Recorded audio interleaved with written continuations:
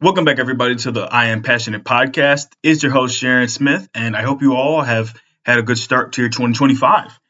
Yeah, it's hard to believe it's 2025. It really, really is. I've been seeing the memes all on social media of Call of Duty Black Ops 2 because, the Nuketown on that game is called Nuketown 2025, but that's besides the point. That's not even the focus of this episode. It is not at all. Obviously, we're going to talk about some football. Just because there's a lot to talk about with the NFL, I am not going to have a two-topic episode this week. We're going to talk about the NFL, and we're going to try to have 2025 with filled with great content. And really, before fully diving in and stop yapping, as this intro is already almost a minute long, I just hope you all have an amazing 2025. So, starting off with really just some general thoughts. The NFL season only has 1 month left. As of this recording, it is January 3rd. Super Bowl is usually about the first week of February. So got about a month left. Week 18 starts tomorrow. It went by really, really fast, which I won't be speaking about the postseason this week. I'll be speaking about that next week. And the other thing is the Pro Bowl rosters have been revealed. And my general thoughts about the Pro Bowl, it's not fun to watch. It's not. I know they have the things where the quarterback's hitting the targets. They have like a bunch of it's basically the in real life minigame mode that you would have on like Madden or NCAA. It's just not fun. I mean, it used to be more fun, in my opinion, growing up when I was a kid. And for any new listeners I have in 2025, I'm 23. I'll be 24 in October of this year. I just think it was way more enjoyable. I feel like it actually kind of meant something. But I mean, hey, I would be surprised if the players. I would be surprised if the players actually like playing in the Pro Bowl. And like I know there's probably some incentives for them to get, but I mean I feel like the Pro Bowl, at least even going back to 5 years ago, that was more exciting than it has been for the past couple of years. But I mean, at the same time, I mean, I get it. You don't want to have people going 100% every play because I mean, like if I was an NFL player, I'd be pissed if I got hurt in the Pro Bowl. I would be pissed. But we're going to talk about, the lineups for each conference, starting with the NFC. We have Jared Goff from Detroit, Jayden Daniels for the Commanders, and Sam Darnold from Minnesota. I'm really just surprised, even though Jayden Daniels has had an amazing year, in a way, I was kind of surprised, only because I didn't think he would get that level of respect just because he's a rookie. I'm not really one to have, go down and be like nitpick every potential snub just because I mean definitely alternates are going to fill in some of these places. So like yes, these are the rosters as of today, but whenever the Pro Bowl is officially played, these rosters are a little bit different. But the only quarterback snub for the NFC that I have is probably Baker Mayfield because statistics wise, he's up there in passing yards and passing touchdowns. I think he deserves a little bit more respect to his name. NFC, obviously Saquon Barkley, which to talk about, he's about 100 yards from breaking Eric Dickerson's record. Me personally, I would have wanted him to go for it, and I understand a Super Bowl trophy would mean way more to an extent, but it's like, dude, if you get that record, it probably will never be broken. I mean, eventually, football is going to go back to placing more of an emphasis on the run game, but I honestly think that if Saquon Barkley played, like I would have played him because I'm thinking about it from how he had left the Giants, that situation. It is quite literally poetic justice for Saquon Barkley to be able to break the record against your former team. That's just the extra middle finger to them, for lack of better words. But also Jahmyr Gibbs, who's been having an amazing season. Him and David Montgomery, even though David Montgomery's been out with the sprained MCL, he's been doing the thing. He's been doing his thing. Josh Jacobs for Green Bay. Again, he's had an amazing season. I think all three of these spots are deserving. Fullback, I mean, it's hard to point out snubs. Kyle Juszczyk for the 49ers. So for wide receivers, I've got Justin Jefferson from Minnesota, Amon-Ra from the Lions, CeeDee Lamb from Dallas, and Scary Terry from the Commanders. I think all of them have had amazing seasons. I particularly would add one, Jackson Smith-Njigba in Seattle. He's been having an amazing breakout season. Like, from what I've got to watch of Seattle this year, I feel like he has played better than DK Metcalf this year. I think Jackson Smith and Jigba. I think that just wide receiver room in Seattle, it's just a great wide receiving room. And I think that, again, he could be an alternate. He could fill in because a team like Minnesota or the Lions, two of the top seeds, well, two of the top records, I should say, in the NFC. One of them, if they somehow make it to the Super Bowl, obviously, like, for example, if Minnesota makes it, Justin Jefferson's not going to play in the Pro Bowl. He's going to win the Super Bowl. They can open up a spot for, say, Jackson Smith and Jigba. So, yeah, I mean, let's just say if all four of these guys play in the Pro Bowl, I would add Jackson Smith and Jigba. That's just me. Tight ends, George Kittle for the 49ers and Trey McBride. Ain't got no problems. Trey McBride, I believe he had set the record for the most receptions without a touchdown, breaking Deontay Johnson's record. I'm not sure if he broke the yards either. I know he scored. I think he scored against the Rams. I'm not 100% certain. So next we have tackles. We have Lane Johnson from Philly. We have Penei Sewell from the Lions and Tristan Wirfs. 3 great tackles. We don't really have much to say. We have Landon Dickerson from Philly. We have Tyler Smith from Dallas and Chris Lindstorm from Atlanta. Don't have much to say about them. For centers, we have Frank Ragnow from Detroit and Cam Jurgens from Philly. Don't have much to say. Defensive ends, we have Nick Bosa from the 49ers. We have Micah Parsons, and we have Rashawn Gary. Only thing I have to say about this is in the form of a question. Because I know, I don't have the stats in front of me. I know Nick Bosa and Micah Parsons both had missed some time this year. So I'm going to pose a question to my audience.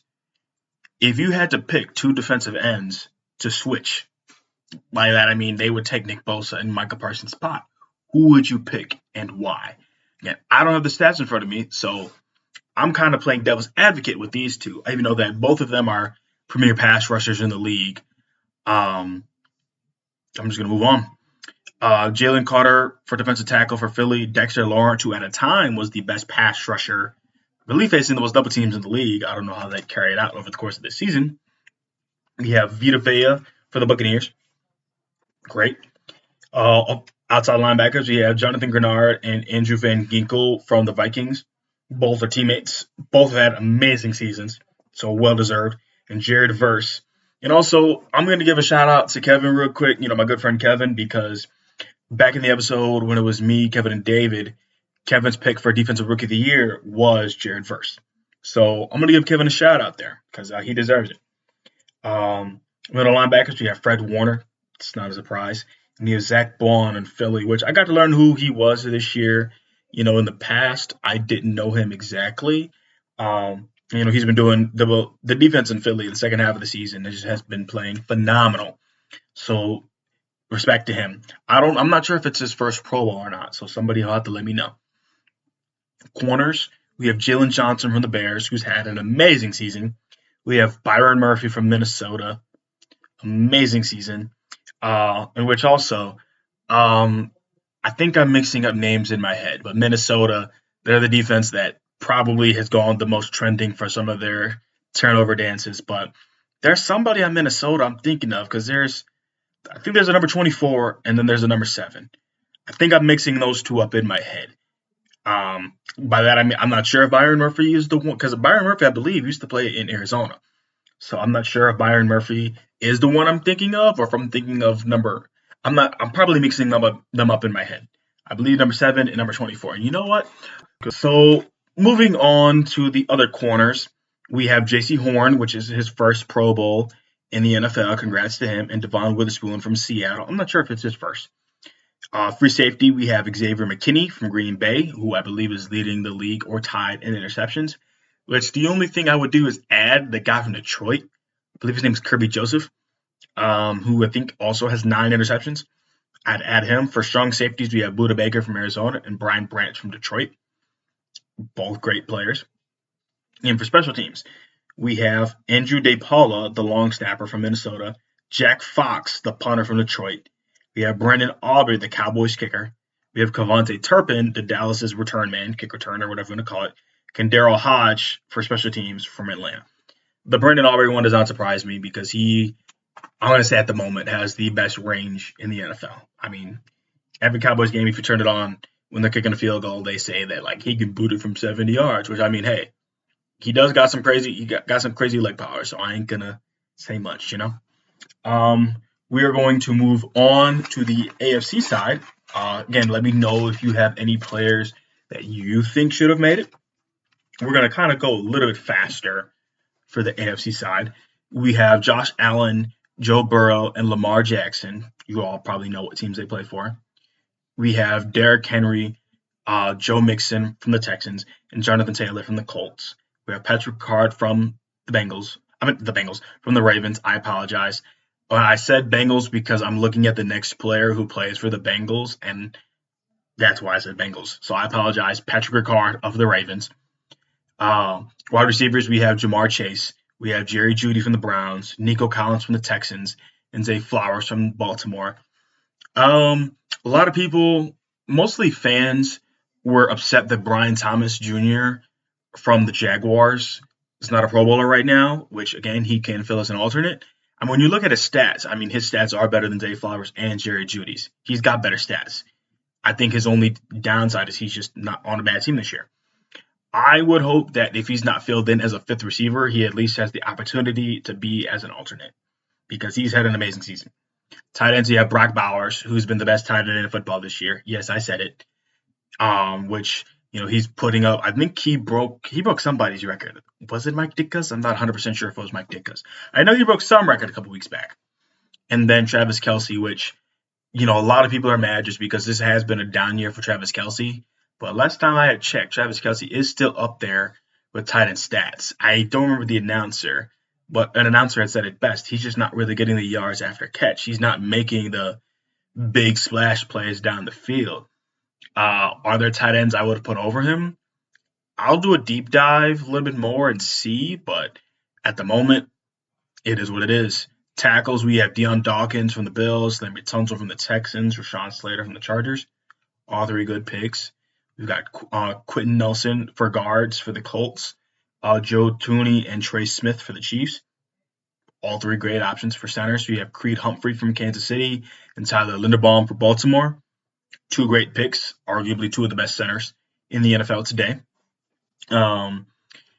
While also switching to the defensive side, we have Myles Garrett for Cleveland, Trey Hendrickson, who I believe is still leading the NFL in sacks, and you have Max Crosby from Las Vegas. Three great options. For defensive tackles, you have Cam Hayward from Pittsburgh, Chris Jones from KC, and Nnamdi Madubuike. For those that don't know, I believe before the season started, he wanted to go by his, I don't know the official term to use, but we would just say official name and or birth name. Last year, he went by Justin Madubuike. So same person, just going by the name that he would prefer. Outside linebackers, we have Nick Bonito, which I was happy for this just because, I got to see, mostly through social media, I did get to watch a couple of Broncos games this year. Nick Bonito he's been balling this year. I saw the pick six that he had against the Colts when they were trying to do that pass. I believe he had a couple of return touchdowns. I think he had a fumble recovery return for a touchdown. He had a pick six. He just had a great season. I'm not sure if he's a rookie or not. But regardless, he's had a great season. We got TJ Watt from Pittsburgh. And we have Khalil Mack from the Chargers. I'm not sure if TJ Watt's or Khalil Mack's stats, but from what I've gotten to watch of both teams and both players, they're game wreckers. For those who are familiar with both, we all knew that. So going to middle linebackers, we have Roquan Smith from Baltimore, and we have Zaire Franklin, who I believe is the leading tackler from the NFL. I'm going to fact check this myself and report back in the future. I believe Zaire Franklin has been in the conversation for the most tackles in the NFL the past couple of seasons, so he just has the nose for the football. Moving on to cornerbacks, you have Derek Stingley Jr. from the Texans, well-deserved. We have PS2, Pat Surtain II from Denver, well-deserved. We have Marlon Humphrey from Baltimore. As Baltimore fans call him All-Pro Marlo. I don't call him that, but I'm just going to shamelessly plug that. Okay, we're going to move on. Denzel Ward from Cleveland, even though Cleveland does not have the best record this year. Ballers. I can't really think of any potential snubs The only real snub I can think of would be the Brian Thomas Jr., but we will kind of just have to wait and see. I need to do a little bit more research um, on it, and we will go to special teams. We have Ross Metisick.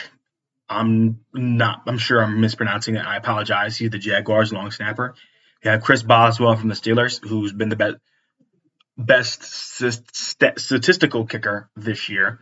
We have Marvin Mims Jr. from Denver as the kick returner, and we have Brendan Schuler.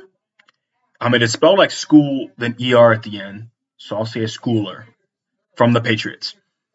Let me know what all your thoughts are on both of the Pro Bowl lineups. Let me know if there's anybody that you think should have made it or somebody that should be removed. A lot of people I know from the AFC side don't think that Zay Flowers should have made it. I think he should have made it. I think he should. I think he's played like a Pro Bowl wide receiver. And the other thing is he is the first wide receiver that the Ravens have drafted, from what I know, to make the Pro Bowl. So that is awesome.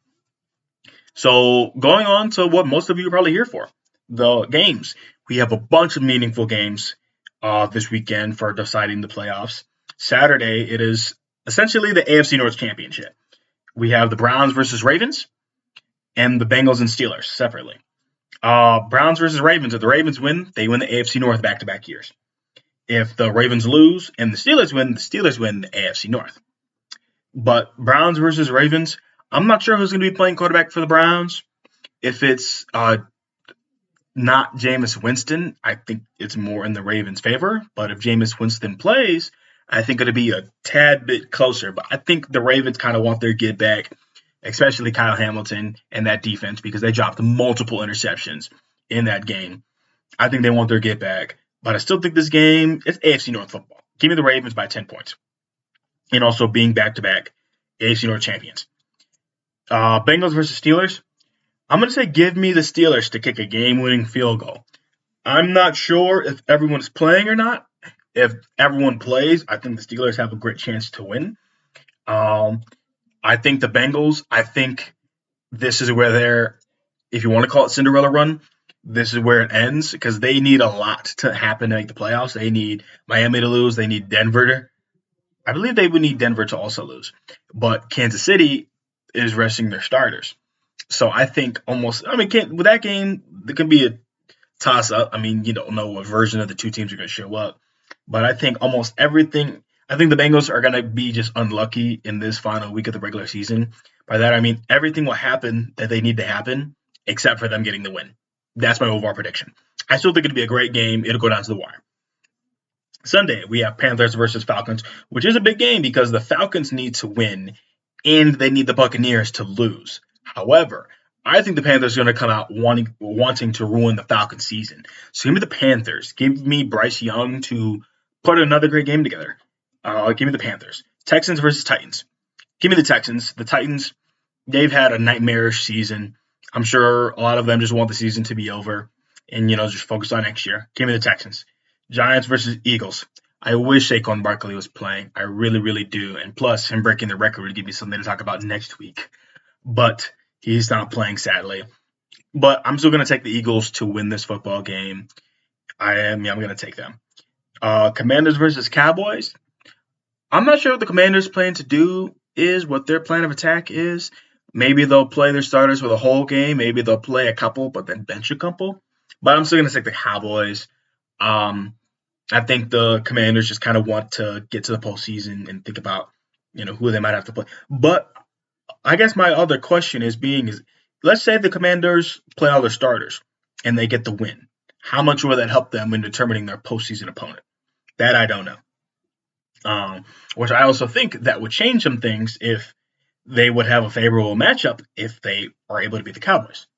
So I'm going to take the Cowboys, but I think it'll be kind of 50-50. So moving on to the next game, Bears versus Packers. I'm marking this as a big game just because it's Bears and Packers. And the Bears, they have not been able to beat the Packers. And since we're in 2025 now, would it be 7 years? Well, I should say going on 7 years and not 7 full years yet. Everyone knows how that last game happened. I'm going to think the Bears will have the chance to stay in it. I saw Jalen Johnson's interview with the words that he had said. I am not going to repeat those words, but just know they're words that gamers would probably say a lot regarding. Actually, no, not even that. Scratch out that. Um, and fudge you is essentially what he had said. Fudge you. Um, I'm still going to take the Packers, though. I'm not sure if everyone is going to be playing.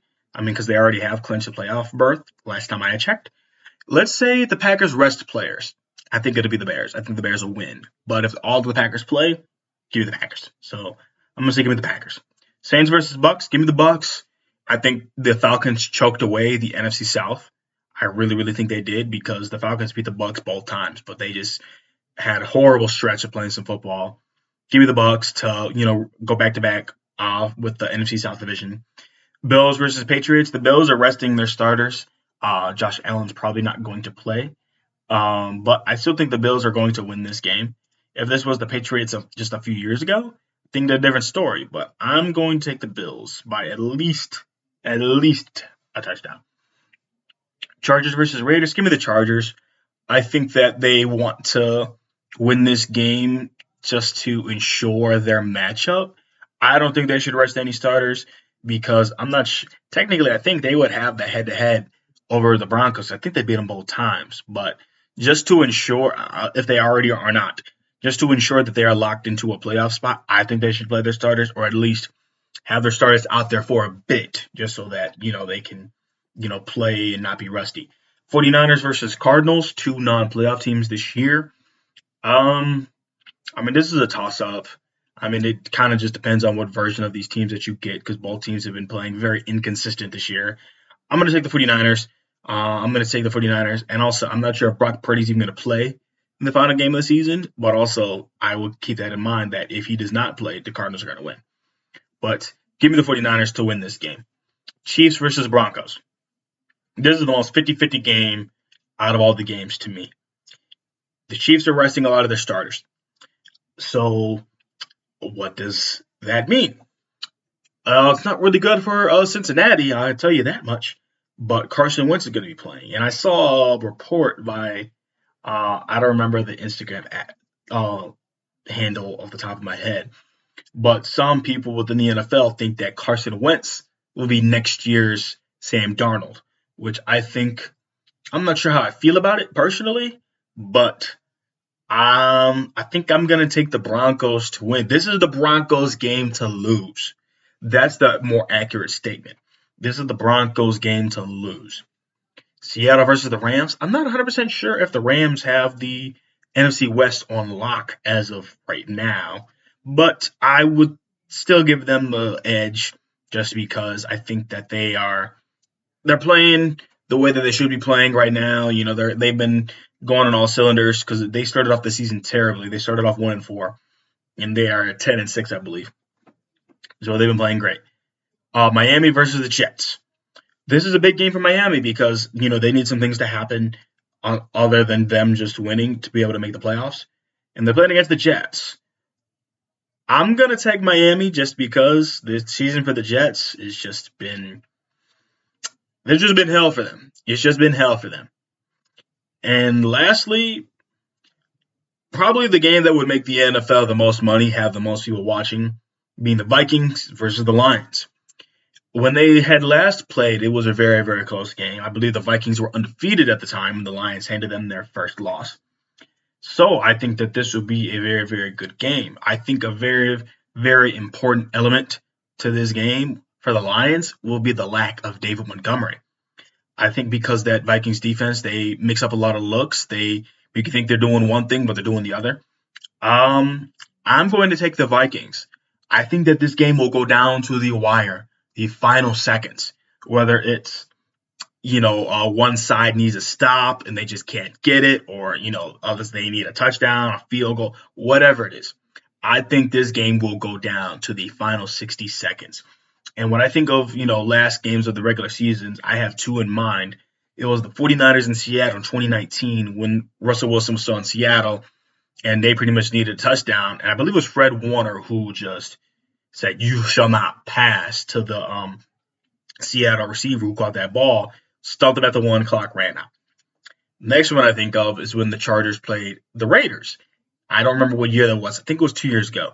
Well, 2 years ago being 2 seasons ago. Um, where if they would have tied, both teams would have went to the playoffs. But even ignoring that aspect of it, I think it was a great game nonetheless. So I think that this game has the chance to top both of the previous games that I had mentioned. I really, really do. But that's all I got for this week. And stay tuned for next week, where definitely we'll be talking about the wild card round and, kind of giving some previews to potential division round matchups. I just want to thank you all for watching, and I'm hoping that I can make 2025 for this podcast a great year. Bye bye.